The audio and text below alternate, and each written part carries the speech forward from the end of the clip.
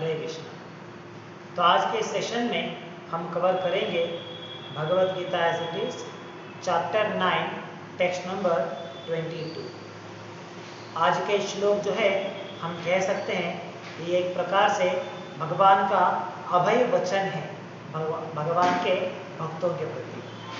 तो भगवान आज के श्लोक में अपने भक्तों की रक्षा किस प्रकार से भगवान करते हैं ये अभय हमें यहाँ पे प्रदान कर रहे हैं। जैसे हमने पिछले 2 श्लोकों में देखा है, वहाँ पे उन लोगों के बारे में समझाया गया था जो तीनों वेदों का अध्ययन करते हुए त्रिवेदी बनते हुए उसके द्वारा स्वर्ग लोका या उन्नत लोकों को जाने का इच्छा रखते हैं और वहाँ पे जाके अपनी इंद्रिय तृप्ति को पूरा करने का आशा रखते हैं।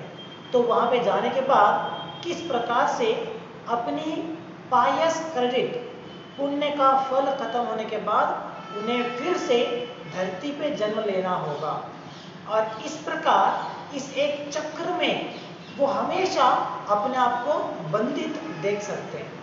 स्वर्ग लोक को जाना, पुनः नीचे आना, फिर से जाना, तो इस प्रकार उसी चक्र में वो घूमते रहेंगे। तो ये विचार किसके बारे में कहा गया था? जो शास्त्रों का अध्ययन तो करते हैं लेकिन भगवान कृष्ण की आराधना इनडायरेक्ट तरीके से करना चाहते हैं। तो उनका एक हाल या उनका परिस्थिति इस प्रकार से होता है। ये विचार पिछले 2 श्लोकों में भगवान ने समझाया था। तो आज के श्लोक में भगवान पुनः महात्मा के बारे में समझाते हुए यहाँ पर समझाते हैं कि इनके अलावा जो इंद्रिय तृप्ति के लिए भगवान की आराधना करते हैं, इंद्रिय तृप्ति के लिए स्वर्गलोक को जाना चाहते हैं, इन लोगों के अलावा जो दूसरे वर्ग के हैं जिन्हें महात्मा कहा गया है, पीछे जिनके बारे में विस्तार रूप से समझाया गया था इसी अध्याय के प्रारंभ के श्लोकों में, तो उस महात्मा वो किस प्रकार से भगवान की स्मरण करते हैं या भगवान की भक्ति करते हैं और इसका परिणाम स्वरूप भगवान उनकी रक्षा कैसे करते हैं, उनके लिए अपना अभय वचन किस प्रकार से देते हैं, ये आज के श्लोक में समझाया जाता है। तो आज का श्लोक जो है बहुत ही सुंदर है, जहाँ पे हम देख सकते हैं भगवान का अभय भक्तों के प्रति किस प्रकार से होता है। तो यहाँ पे भगवान कहते हैं अनन्यास चिंतयन्तो मां, अनन्यास चिंतयन्तः, चिंतयन्त मतलब रिमेम्बरिंग और कॉन्सेंट्रेटिंग। तो अनन्यास चिंतयन्तो, जो लोग हमेशा, अनन्य मतलब है ऑलवेज, जैसे हम कहते हैं 24 आवर्स, तो जो लोग सतत रूप से स्मरण करने में लगे हुए हैं, किसकी स्मरण कर रहे हैं? अनन्यास चिंतयन्तो मां, मां मतलब मी। तो भगवान आप कहते हैं जो लोग सतत रूप से हमेशा मेरे बारे में स्मरण करते हैं, तो उनके बारे में यहाँ पे कहा जा रहा है। तो जो लोग सतत रूप से भगवान का स्मरण करते हैं उन्हें महात्मा या प्योर डिवोटी कह सकते हैं। तो जो प्योर डिवोटी जो हमेशा भगवान की स्मरण में रहेंगे या कृष्णा कॉन्शियसनेस में रहते हैं, तो उनके लिए भगवान क्या कहते हैं? ये जना पर्युपासते, ये जना, इस प्रकार के लोग। देखिए कैसे भगवान के यहाँ पे कहते हैं, पहले श्लोक में भगवान महात्मा को रेफर कर रहे हैं और उसी श्लोक की दूसरी लाइन में भगवान कहते हैं ये जना, इस प्रकार के लोग, ये लोग क्या कर रहे हैं? पर्युपासते, परि उपासते, उपासना मतलब आराधना करना, पूजा करना, उपासना करना। तो पर्युपासते मतलब है ये लोग सही प्रकार से मेरी आराधना कर रहे हैं। ये जना पर्युपासते, आप याद रख सकते हैं पिछले श्लोकों में जहाँ पे भगवान ने उन लोगों के बारे में समझाया था जो त्रिवेदी है, तो वहां पे भगवान ने कहा था ये लोग मेरी ही आराधना करते हैं लेकिन इनडायरेक्ट तरीके से, डायरेक्ट वर्शिप नहीं कर रहे हैं, इनडायरेक्टली कर रहे हैं। या उसे हम कह सकते हैं अविधि पूर्वक का। तो इस प्रकार से वो लोग कर रहे हैं, तो ये उनका बात हो गया। और ये जो महात्मा है जो सतत रूप से भगवान के स्मरण में रहते हैं, कृष्णा कॉन्शियसनेस में रहते हैं, वो लोग जो आराधना कर रहे हैं भगवान की, इस प्रकार से रहते हुए भगवान यहाँ पे पुष्टि करते हैं कि हाँ इनका जो तरीका है ये सही है। ये जना पर्युपासते, इस प्रकार के लोग सही प्रकार से मेरी उपासना कर रहे हैं। ये जना पर्युपासते तेषां नित्याभियुक्तानां, तेषां, तेषां का मतलब यहाँ पे दे, तेषां नित्य अभियुक्तानां, मतलब जो भी उनकी जो ये लोग है ना, क्या है, नित्य अभियुक्ता, ये हमेशा फिक्स्ड है, स्थिर है पूरी तरीके से। किसमें स्थिर है? अभियुक्तानां, डिवोशनल सर्विस या भगवान की भक्ति योग में ये लोग स्थिर है। ऐसा नहीं है कि ये लोग हाँ आज हम लोग कृष्ण की भक्ति करेंगे और कल हम लोग इंद्र की भक्ति करेंगे, परसों हम लोग गणपति की भक्ति करेंगे, नहीं। They are fixed in devotion. ये जना पर्युपासते तेषां नित्याभियुक्तानां, नित्य, नित्य मतलब ऑलवेज, तो हमेशा ये लोग भक्ति में, भगवान कृष्ण की भक्ति करने में स्थिरता दिखाते हैं, वो स्थिर है। तो इस प्रकार के लोगों को भगवान क्या कहते हैं? योगक्षेमं वहामि अहम। योगक्षेम मतलब है उनकी सभी प्रकार के रिक्वायरमेंट्स, भगवान कहते हैं कि उन्हें जो भी आवश्यकता है वो मैं प्रोवाइड करूंगा, और जो उनके पास ऑलरेडी है उसे मैं प्रिजर्व करूंगा, उसकी मैं रक्षा करूंगा। तो अनुवाद में हम देख सकते हैं, भगवान कहते हैं I carry what they lack and I preserve what they have. I carry what they lack मतलब जो उनकी आवश्यकताएं हैं उन आवश्यकताओं को मैं कैरी करूंगा, मैं पूरा करूंगा उनकी आवश्यकताओं को, और साथ में आई प्रिजर्व व्हाट दे हैव, जो उनके पास ऑलरेडी है, मेरी कृपा से जो उनके पास ऑलरेडी है उन चीजों को मैं प्रिजर्व करूंगा, रक्षा करूंगा। तो ये भगवान अपना अभय अपने भक्तों के प्रति दे रहे हैं। तो इसलिए हमने प्रारंभ में कहा आज का श्लोक जो है ये हम कह सकते हैं ये एक प्रकार का अभय वचन है भगवान का अपने भक्तों के।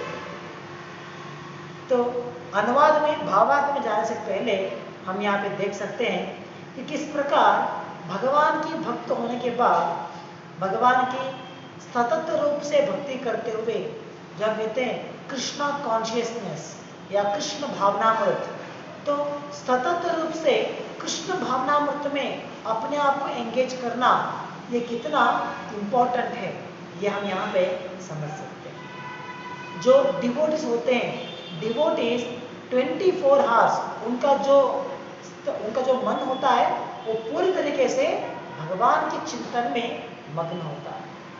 तो कोई इसके लिए प्रश्न पूछता है कि अगर मान लीजिए एक व्यक्ति पूरी तरीके से भगवान के बारे में स्मरण करना है तो क्या उन्हें किसी भी अन्य काम करना ही नहीं चाहिए?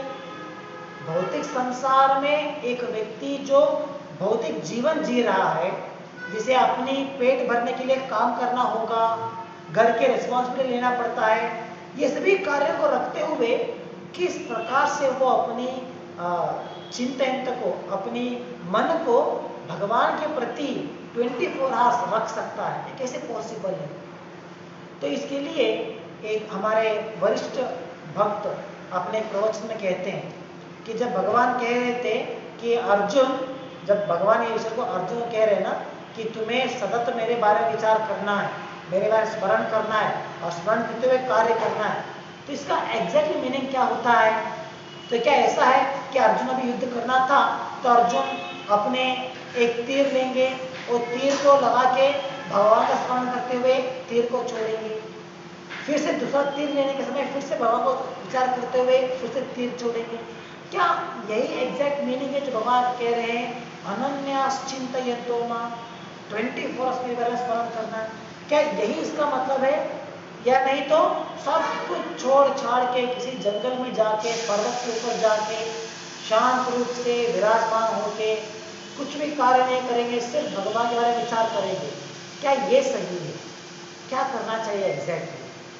तो इसके लिए हमारे एक वरिष्ठ भक्त अपने प्रवचन में कहते हैं कि जब भगवान कहते हैं यहाँ पे कि हमें 24 आवर्स भगवान का विचार करना है, तो इसका मतलब ये है कि एक भक्त चाहे वो किसी भी प्रकार के कार्य में लगे हुए, चाहे वो किसी प्रकार के एक्टिविटी कर रहे हैं, लेकिन the centre of their activities is always Krishna. जो भी वो कार्य करते हैं उनकी सभी कार्यों का बीच में उसका मुख्य उद्देश्य होता है भगवान कृष्ण की संतुष्टि। तो इस प्रकार जब हम जो भी कार्य करेंगे भगवान कृष्ण को सेंटर में रखते हुए, तो वो हमारी मति को कृष्ण भावनावत में रखने के लिए मदद करेगा। तो इस प्रकार से जो भी कार्य हम सिर्फ भगवान के लिए सेंटर में रखते हुए करेंगे, so we will become 24 hours Krishna conscious. तो इसके लिए उदाहरण देख सकते हैं। जैसे मान लीजिए जब हम एक कार्य करते हैं तो हमारे मन में सेंटर ऑफ एक्टिविटी क्या रहता है कि हाँ, मैं काम करूंगा तो मैं आनंद से रह सकता हूँ, इसका फल मुझे मिलेगा, आई विल एंजॉय दिस। तो ये हमारी सेंटर ऑफ एक्टिविटी होता है। जो भी हम कार्य करेंगे उसका मेन मोटिव यही होता है, सेल्फ सेटिस्फैक्शन। और एक भक्त का यही, जो भी वो कार्य करेंगे तो उनका मोटिव क्या होता है? कृष्णा सेटिस्फैक्शन। तो इस प्रकार वो जो भी कार्य करते हैं उस कार्य में भगवान कृष्ण की संतुष्टि को अगर वो करेंगे, then they will be 24 hours Krishna conscious. इसीलिए भगवान की सतत रूप से चिंता करना, यही एक भक्त का सभी प्रकार के कार्यों को करने का एक तरीका होता है। हम देख सकते हैं जैसे श्रील प्रभुपाद ने इतनी बड़ी संस्था का रचना किया है। जस्ट 2 दिन पहले 13 जुलाई हमने इस्कॉन की इनकॉर्पोरेशन डे का हमने सेलिब्रेशन किया था। तो वहाँ पे 1966 में जुलाई 13 उस दिन प्रभुपाद जी ने इस बड़ी संस्था का संस्थापन किया था। उसका इनकॉर्पोरेशन, उसका जो रजिस्ट्रेशन है वो करवाया था। तो वहाँ पे हम देख सकते हैं प्रभुपाद ने इतनी बड़ी संस्था के द्वारा हमें इतने अलग अलग प्रकार के कार्य दिए गए हैं। एक डिवोटीज अपने पूरा दिन इतने अलग अलग एक्टिविटीज में अपने आप को एंगेज करते हैं, लेकिन इतनी सभी एक्टिविटीज में कॉमन चीज क्या है? वो है सेटिस्फैक्शन ऑफ कृष्णा। सभी कार्य, जो भी कार्य करते हैं उन सभी कार्यों में भगवान कृष्ण को संतुष्ट करने के लिए ही वो कार्य किया जाता है। तो यहाँ पर सिर्फ एक ही कार्य नहीं है। ऐसा नहीं कि भक्त लोग सिर्फ बैठ के चैंटिंग करेंगे, कि यहाँ पे तो भगवान कह रहे हैं कि भगवान, हमें भगवान की चिंता करना है तो सिर्फ बैठ के जप करेंगे और कुछ नहीं करेंगे। नहीं, प्रभुपाद जी ने अपनी इतनी बड़ी संस्था के द्वारा इतने अलग अलग प्रकार के कार्य करने के लिए भक्तों को दिया है, एक अवसर प्रदान किया है। तो इन अलग अलग कार्यों के दौरान क्या कर रहे हैं? भगवान कृष्ण की संतुष्टि के लिए प्रयास करते हैं। जो भी कार्य करते हैं अपने लिए कुछ नहीं करते, सिर्फ भगवान के लिए कार्य करेंगे। तो इस प्रकार प्रभुपाद जी ने इतनी बड़ी संस्था का स्थापन किया इसी उद्देश्य को रखते हुए। अगर हम देखेंगे जो प्रभुपाद ने इतनी बड़ी संस्था प्रभुपाद ने बनाया है, उसकी जो पर्पसेस है, 7 पर्पस, अगर हम उसमें देखेंगे तो आप देख सकते हैं इस प्रकार उन सभी उद्देश्यों में भगवान की प्रचार, भगवान का नाम का प्रचार, भगवान की वाणी का प्रचार, तो इसी विचारों के ऊपर हमारी पर्पसेस यहाँ पे जुड़े हुए हैं। तो इस प्रकार एक भक्त जब सभी प्रकार के कार्य करते हुए उन सभी कार्यों के द्वारा सिर्फ और सिर्फ भगवान कृष्ण की संतुष्टि के लिए वो करते हैं, तो वो ऑटोमेटिकली 24 आवर्स उनका जो मति है, जो कॉन्शियसनेस है, वो कृष्णा कॉन्शियस बना रहेगा। तो यही प्रभुपाद जी का इतनी बड़ी संस्था बनाने का एक उद्देश्य था।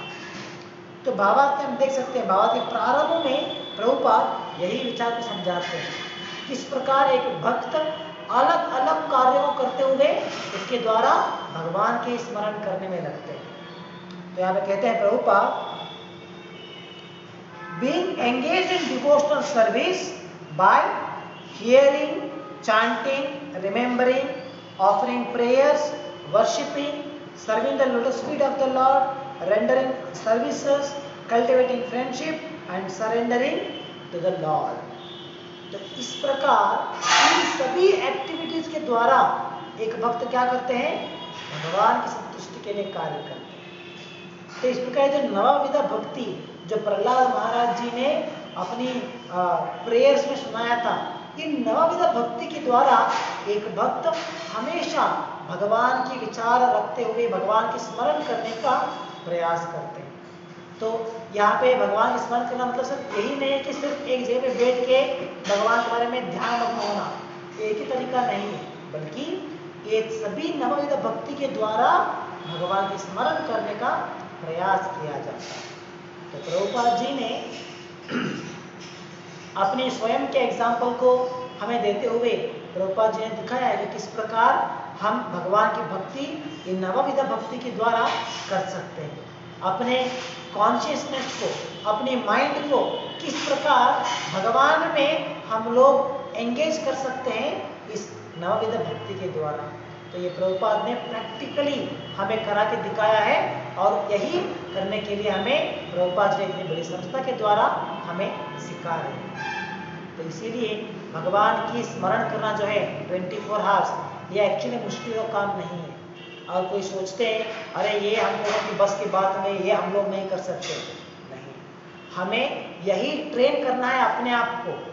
चाहे हम किसी भी कार्य करते रहे, किसी प्रकार के झंझट में फंसे हुए हो, फिर भी हमें अपने मन को इस प्रकार कृष्ण में लीन करने का या भगवान कृष्ण की एक्टिविटीज में एंगेज करने के लिए ट्रेन करना चाहिए अपने आप को। So this is what training is needed for the devotees. अगर हम इस प्रकार अपने मन को हमेशा सदैव भगवान के स्मरण करने में एंगेज करेंगे, देन वी आर सक्सेसफुल। जो हम भक्ति करने का प्रयास कर रहे हैं इसमें हम लोग सक्सेसफुल हो जाएंगे। तो यही उद्देश्य है अपने आप को ट्रेन करने का। तो जब इस प्रकार से हम ट्रेन करते हैं तो भगवान यहाँ पे पुष्टि करते हैं कि ये जो तरीका है भक्ति करने का, ये सही तरीका है। यही विचार तो भगवान कहते हैं श्लोक में, ये जना पर्युपासते। कुछ लोग सोच सकते हैं अरे भगवान ने कहाँ पे कहा है कि हमेशा मेरे बारे में विचार करते रहो। भगवान थोड़ी सा करते हैं, कहते हैं। तो कुछ लोग अपनी अपनी इमेजिनेशन के द्वारा, अपना अपना फिलोसफी द्वारा कहते हैं अरे भगवान ने ये कहा है, भगवान ने वो कहा है। लेकिन एक्चुअली हमें शास्त्रों के द्वारा इन विचारों को पुष्टि करना चाहिए कि एक्चुअली भगवान ने क्या कहा है। हम तो आजकल देखते हैं सोशल मीडिया में इतने सारे कोट्स रन होते रहते हैं। लोग इतने सारे जो भी टीवी सीरियल में जो डायलॉग उन्होंने यूज किया होता है, तो उस डायलॉग को लोग यूज करते हैं। हाँ, भगवद गीता में कृष्ण ने ऐसा कहा है। हम लोग प्रश्न करते हैं कि कहाँ पे कहा है इस प्रकार से भगवान ने। अगर आप उन कोट को देखेंगे जो सोशल मीडिया में चलते घूमते रहते हैं, उन कोर्स को अगर आप देखेंगे तो मैक्सिमम कोर्स जो है टीवी सीरियल के द्वारा लिया गया होता है। तो इन्हीं कोर्स को लोग वहाँ पे प्रोपोगेट करते रहते हैं, सर्कुलेट करते रहते हैं। जब हम इसे प्रश्न पूछते हैं कि अरे ये एग्जैक्टली भगवान ने कहाँ पे कहा है, चलो भगवद गीता ले लीजिए, आप इसमें दिखा दीजिए इस गीता कहाँ पे भगवान ने ऐसा कहा है, तो किसी के पास इसके लिए उत्तर नहीं है। लोग टीवी सीरियल के द्वारा भगवद गीता को समझने का प्रयास कर रहे हैं, यही उनकी मूर्खता है। तो इसीलिए जो भी लोग सोशल मीडिया में प्रचार करते हैं कि भगवान ऐसा कहा है, वैसा कहा है, तो हमें उसका सोर्स देखना चाहिए। ठीक है, अगर भगवान ने कहा है तो दिखाइए गीता में कहाँ पे लिखा है, किस भगवद गीता में भगवान ने कहा है, किस अध्याय में कहा है, किस श्लोक में कहा है, वो रेफरेंस लेना चाहिए हमेशा। इसीलिए जो ऑथोराइज्ड सोर्स के द्वारा जो आपको कोर्स मिलते हैं सोशल मीडिया में, तो अब आप देख सकते हैं उसके नीचे एक रेफरेंस रहता है कि कि ये कोटेशन कहाँ से लिया गया है, वो रेफरेंस होता है। तो किसी भी मंदिर के द्वारा अगर आप कुछ कोट को रिसीव करेंगे तो आप इसे देख सकते हैं। It is always followed by a reference. तो इसीलिए हम भी आजकल कोटेशंस भेजना चालू किया है हमारे इस एक मीडिया के द्वारा। तो वहाँ पे आप देख सकते हैं it is always followed by a quotation, कि ये कहाँ पे लिखा गया है, इस पास से कहाँ पे कहाँ है, वो जरूरी होता है। अगर वो नहीं है तो लोग यही करेंगे, जो भी अपने मन में आता है वो भगवान का नाम लेते हुए लोगों को सर्कुलेट कर देते हैं, हाँ भगवान ने ऐसा कहा है वैसा कहा है। तो इसीलिए जब हम लोग कहते हैं कि भगवान कहते हैं कि हमें हमेशा भगवान की स्मृति में रहना चाहिए, हमें कृष्णा कॉन्शियस बनना चाहिए, जब हमें कहते हैं तो लोग पूछते हैं अरे भगवान ने कहाँ पे कहा है ऐसा, कहाँ पे भगवान ने कहा ऐसा है, कुछ उल्लेख तो दिखाइए।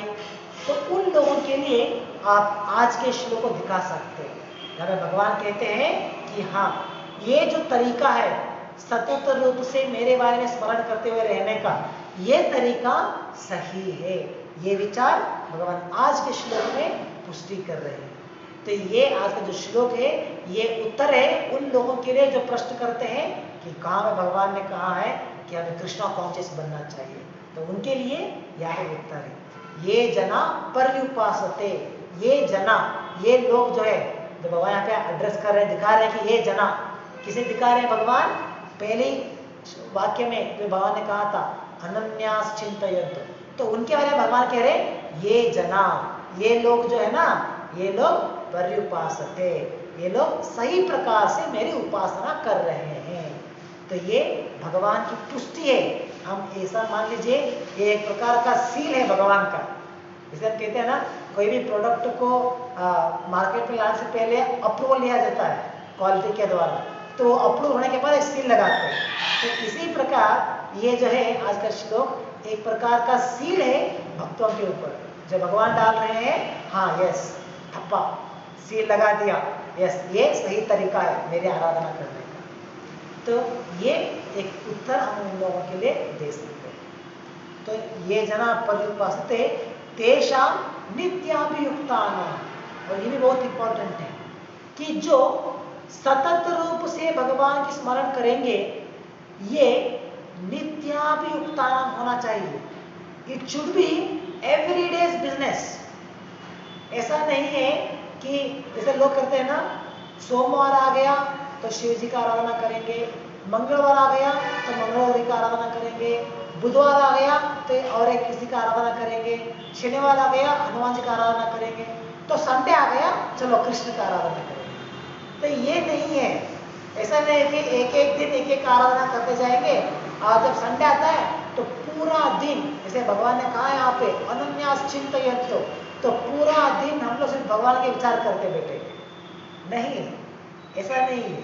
भगवान के स्मरण करना मतलब ऑलवेज तेषां नित्याभियुक्तानां, नित्या ऑलवेज। ऐसा नहीं हफ्ते में एक दिन या नहीं तो एकादशी के दिन उतना ही हम लोग करेंगे, या साल में एक बार जन्माष्टमी जब आता है तभी हम लोग भगवान के स्मरण करेंगे। नहीं, this should be the business of every day. प्रतिदिन हर एक क्षण भगवान की स्मरण में ही अपने मन को लगाना है। यही भगवान का तरीका है, जो भगवान आके दिखा रहे हैं कि हाँ ये सही तरीका है। तेषां नित्याभियुक्ता, तो इसीलिए सतत रूप से मतलब ऑलवेज, हर दिन भगवान की स्मरण करते हुए। तो जो लोग इस प्रकार से भगवान की भक्ति करेंगे तो भगवान यहाँ पे अभय देते हैं। तो इन लोगों के लिए मैं क्या करूंगा, तो देखिए जब एक भक्त अपने तरफ से ये सब कुछ कर रहा है मेरे लिए, 24 आवर्स मेरे बारे में विचार करता है, वो सही प्रकार से भक्ति कर रहा है और पूरी तरीके से भगवान मेरी भक्ति में स्थिर है, तो इतना सब कुछ एक भक्त अपने तरफ से कर रहा है, तो इसके लिए रेसिप्रोकेशन करते हुए मैं अपने द्वारा मैं क्या करूंगा फिर, ये बहुत इंपॉर्टेंट है ना। जब हम लोग एक रिलेशन में होते हैं तो एक रिलेशन में क्या होता है, हम हमेशा एक्सपेक्ट करते हैं कि इस रिलेशन को मेंटेन करने के लिए मैं इतना सब कुछ कर रहा हूँ, तो जो दूसरा व्यक्ति है वो क्या कर रहा है, हमने एक्सपेक्ट करते हैं हमेशा। जैसे मान लीजिए एक पति पत्नी है, दोनों का एक संबंध में, एक रिलेशनशिप में है, तो जब एक पति पत्नी के लिए इतना सब कुछ करता है तो एक्सपेक्ट करता है ना कि पत्नी मेरे लिए क्या करती है, वो एक्सपेक्ट करता है। इसी प्रकार एक पिता और एक पुत्र, जब एक पिता अपने पुत्र के लिए इतना सब कुछ सैक्रिफाइस करता है, जो भी उसके लिए रिक्वायरमेंट है पूरा करता है, सब कुछ कर रहा है, तो वो एक्सपेक्ट करता है कि मेरा पुत्र भी मेरे लिए कुछ करेगा इन रेसिप्रोकेशन। तो हर एक संबंध में, हर एक रिलेशन में दोनों तरफ से कुछ ना कुछ एक्सचेंजेस होते रहते हैं। तो इसी प्रकार एक भक्त और भगवान के बीच में, जब एक भक्त अपने तरफ से इतना सब कुछ कर रहा है, देखिए भगवान के सतत तो चिंतना करता है, भगवान की भक्ति में स्थिर है और भगवान को छोड़ कुछ और विषय के बारे में सोचता नहीं, तो इस प्रकार से जब भक्त इतना सब कुछ कर रहा है तो भगवान क्या करेंगे उसके प्रति, ये प्रश्न उठता है। इसके लिए भगवान कहते हैं हाँ मैं भी करूंगा ना भक्त के लिए, तो मैं क्या करूंगा, भगवान कहते हैं योगक्षेमम वहामि अहम। योगक्षेम, जो भी इस भक्त की रिक्वायरमेंट है, जो भी उसे चाहिए, जो उसकी आवश्यकताएं हैं, उन सभी आवश्यकताओं को मैं पूरा करूंगा। और साथ ही जो भी उसके पास ऑलरेडी प्रेजेंट है, ऑलरेडी मौजूद है, उन सब कुछ को मैं प्रोटेक्ट करूंगा, प्रिजर्व करूंगा। तो ये मेरी तरफ से मेरा काम है, तो भगवान क्लेम करते हैं। तो इस प्रकार भगवान अपने प्रति, अपने द्वारा किए गए जो कार्य, ये किसके प्रति भगवान कहते हैं, कोई भी किसी भी आम व्यक्ति के प्रति नहीं कर रहे हैं भगवान, बल्कि महात्मा प्योर डिवोट्स के प्रति भगवान इस प्रकार से अपनी रिस्पॉन्सिबिलिटी दिखाते हैं। तो ये भगवान का अभय है, योगक्षेमम वहामि अहम, मैं स्वयं करूंगा एक कार्य।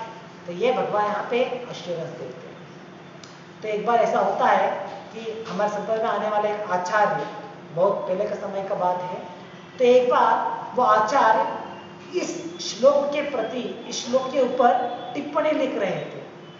तो उस समय इस श्लोक के प्रति टिप्पणी लिखते हुए उन्होंने पहले लिख देते हैं कि भगवान अपने भक्तों की जो भी आवश्यकता है उसे पूरा करेंगे और उनके पास जो भी है उसकी रक्षा भी करेंगे। ये उन्होंने लिख दिया सेंटेंस, जैसे उसके ऊपर टिप्पणी लिख रहे हैं, तो श्लोक के ऊपर टिप्पणी लिखते हुए इस वाक्य को उन्होंने लिख दिया। लिखने के बाद उनके मन में एक संदेह आता है, वो सोचते हैं भगवान तो इतने बिजी होते हैं एक्चुअली, है ना, भगवान तो इतने विशाल, इतने बड़े हैं, तो भगवान इतने बिजी रहेंगे अपने भक्तों के साथ, अपने भक्तों के प्रति। तो जब भगवान इतने बिजी है अपने धाम में, अपने भक्तों के साथ, तो हर एक भक्त, यहाँ पर इतने सारे डिवोटीज हैं, हर एक भक्तों की जरूरतें भगवान थोड़ी पर्सनली करेंगे, ये शायद ये पॉसिबल नहीं है। तो इसलिए वो क्या कर देते हैं, वो सेंटेंस जो है उसके ऊपर स्क्रैच डाल देते हैं, 2 स्क्रैच डालते हैं, डाल के उसे फिर से लिखते हैं कि उसे करेक्शन करके फिर से लिखते हैं कि भगवान अपनी शक्तियों के द्वारा ये कार्य कराएंगे। ये उन्होंने लिख दिया। देखिए पहले सेंटेंस में क्या लिखा था कि भगवान स्वयं ये कार्य करेंगे, जो जो उनकी आवश्यकता है पूरा करेंगे और जो उनके पास है ये इसकी रक्षा करेंगे भगवान, ये पहले सेंटेंस लिखा था। उसे बाद में 2 स्क्रैच डाल के दूसरा सेंटेंस लिख दिया कि भगवान अपनी शक्तियों के द्वारा कराएंगे। तो ये और लिख देते, तो लिख के उनके लगता है कि हाँ ये सही है, क्योंकि उनका विचार क्या था कि भगवान हर एक भक्तों की जरूरतें थोड़ी पर्सनली पूरा करेंगे, भगवान के पास तो इतनी सारी शक्तियां हैं, तो भगवान अपने धाम में अपने भक्तों के साथ एंजॉय करते रहेंगे, बिजी रहेंगे, तो भगवान क्या करेंगे, अपने शक्तियों के द्वारा ये कार्य कराएंगे। ऐसा नहीं कि कार्य नहीं होगा, कार्य होगा, लेकिन भगवान पर्सनली नहीं करेंगे, अपने शक्तियों के द्वारा कराएंगे। ये उनका विचार उनका मन में आया, तो इसलिए उन्होंने इस प्रकार से उससे चेंज कर दिया। तो ये करने के बाद वो किताब बंद करके रख देते हैं। उनका संध्या वंदन का समय हो गया था, तो इसलिए वो बाहर निकल के आते हैं, आके अपनी जो श्रीमती होती है उन्हें कहते हैं कि मैं नदी के किनारे जा रहा हूँ स्नान करने के लिए और संध्या वंदन करके मैं वापस आऊँगा, खाना बना के रखो, मैं आया खाना खाऊंगा। तो बोल के वो निकल जाते हैं नदी के ऊपर। तो थोड़ा समय होने के बाद वहाँ पर जब वो उनकी श्रीमती खाना बना रहे थे, बना रहे थे, तो उस समय कोई आके दरवाजा खटखटाता है। तो श्रीमती जाते हैं, जाके दरवाजा खोल के देखते हैं तो दो छोटे छोटे बालक वहाँ पर बाहर खड़े हुए थे। देखने में बहुत ही सुंदर थे दोनों बालक। उनके मन में, उनके मुख के ऊपर एक प्रकार की दिव्य प्रभाव हो सकता है, हम लोग देख सकते थे। बहुत ही सुंदर बालक थे और उन्होंने अपने सर के ऊपर बड़े बड़े एक लकड़ियों का ढेर बांध के अपने सर के ऊपर उस मूठा को वो लेके आए होते हैं। तो जब वो देखते हैं कि वो श्रीमती जी देखते हैं, माता जी देखती है कि दो छोटे छोटे बालक हैं जो अपने सर के ऊपर इतने बड़ी बड़ी लकड़ियों का ढेर उन्होंने बांध के लेके आया हुआ। तो इमीडिएट वो उसे उठाते हैं और नीचे रख देते हैं और पूछते हैं कि क्या हुआ, कौन हो आप लोग और ये यहाँ पर क्यों लेके आए हो? तो दोनों बालक कहते हैं कि हम लोग ग्वाल बालक थे, हम लोग ग्वाल बालक हैं जो नदी के किनारे खेल रहे थे और वहाँ पे आचार्य जी आए थे, मतलब उनके जो पति, तो आप वो आए थे और उन्होंने हमें ये लकड़ियों को ढेर को घर में पहुँचाने के लिए दे दिया है, तो हमें वहाँ से भेज दिया गया। तो श्रीमती जी देखते हैं, माता जी देखती है और उन्हें लगता है कि इतने छोटे छोटे बालक हैं, इन छोटे छोटे बच्चों के ऊपर इतना बड़ा बोझ ये कैसे उठा सकते हैं, इतना मुश्किल से उठा रहे थे बोझ को। तो मेरे पतिदेव ये कैसे ये काम करा सकते हैं इनके द्वारा? तो प्रश्न उनसे पूछते हैं, अरे ये थोड़ी पॉसिबल है, गुरुजी जो है वो थोड़ी आपके इतने छोटे छोटे बालकों के ऊपर इतना बड़ा बोझ डाल देंगे। वो कहते कह रहे नहीं नहीं, हम लोग सही कह रहे हैं, हम लोग बोझ उठाने के लिए रेडी नहीं थे। ये वो दोनों बालक कह रहे हम लोग बोझ उठाने के लिए रेडी नहीं थे, हमें मना भी किया, लेकिन फिर भी आचार्य जी ने हमें हमें उठा के लेके जाने के लिए कहा है और हम नहीं पहुंचाएंगे वो हमें और मारने वाले थे, तो इसलिए हमने ये उठा के लेके आ गए। तो ये कहते हैं, और कहने के बाद वो कहते हैं अगर आपको यकीन नहीं आ रहा है तो आप हमारे पीठ के ऊपर देख सकते हैं कि दो ने जो चाबुक के द्वारा हमें मारा था, तो अभी भी निशान हमारे पीठ के ऊपर है। ये कहते हुए अपनी पीठ को दिखाते उस माता जी को, जहाँ पे उनकी पीठ के ऊपर दो बड़े बड़े निशान, मारे हुए चाबुक से मारा हुआ दो बड़े बड़े निशान दिखाई देते हैं। ये देखने के बाद वो माता जी जो है वो इतना गुस्सा आता है उन्हें अपने पति के ऊपर कि कैसे पॉसिबल है कि इन्होंने इतने छोटे बालकों के ऊपर इतनी बड़ी बोझ को डाल दिया और जब उठाने के लिए मना किया गया तो उन्हें मारा है, इतनी बुरी से मार के भेजा है। तो उन्हें बहुत गुस्सा आता है और कहते हैं ठीक है आप लोग यहीं पर ठहरिए, उन्हें आने दीजिए, वो भी संध्या वंदन करने के लिए गए हैं ना, उन्हें वापस आने दीजिए, मैं प्रश्न करूंगी उनसे। तो ये कहने के बाद वो दो जो बालक थे वो डर जाते हैं और कहते हैं अरे नहीं नहीं, अगर हम लोग रुकेंगे तो वो वापस आके हमें फिर से मारेंगे, तो इसलिए हम लोग नहीं रुके, हम लोग भाग जाते हैं बोल के वो वहां से भाग जाते हैं। तो ये होने के बाद वो श्रीमती जी बहुत गुस्से में रहते हैं। तो जब आचार्य वापस आते संध्या वंदन खत्म करके और देखते हैं घर में श्रीमती जो है बहुत ही गुस्से से वहाँ पे खड़े हुए और आते ही वो जो उनसे प्रश्न पूछने कि आपने क्या काम कर दिया, आप ये काम करने के लिए आपका मन कैसे हुआ, इतना कठोर कैसे बन गए आप? तो पूछते कि क्या हुआ, मैंने क्या किया है? उन्हें तो कुछ मालूम ही नहीं है। तो पूछते मैंने क्या किया? तो कहते आपने कुछ नहीं किया, ये देखिए इतने बड़े बड़े मूठे, इतने बड़े बड़े लकड़ियों का ढेर आपने उन छोटे छोटे बालकों के ऊपर डाल दिया लेके जाने के लिए। कहते अरे मैंने तो कुछ नहीं किया। तो माता जी कहते अरे क्यों नहीं, जब उन्होंने उसे लेके जाने के लिए मना किया तो आपने उन्हें चाबुक से भी पीटा, उन्हें मारा। तो ये कहते हैं उन्हें चस्टाइज कर रहे हैं।